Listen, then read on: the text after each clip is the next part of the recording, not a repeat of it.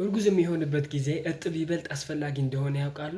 ለምን እንደሆነ አሁን አሳያችኋለሁ። ይከታተሉ።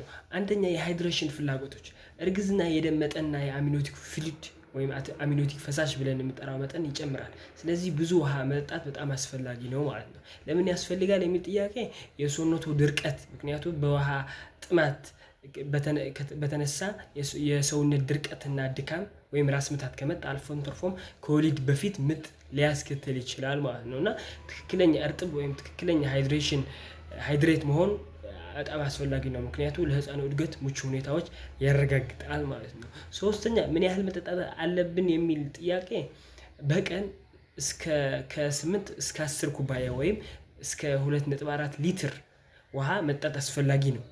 ግን እንደየአካባቢው ሊለያይ ይችላል። አሁን ሙቀታማ ከሆነ መጨመር ይቻላል ማለት ነው። እና ጠቃሚ ምክር ደግሞ በምትንቀሳቀሱበት አካባቢ ውሃ በሃይላንድ ይዞ መሄድ ወይም መንቀሳቀስ በጣም አስፈላጊ ነው። ከተመቻችሁ ፎሎ ያድርጉ።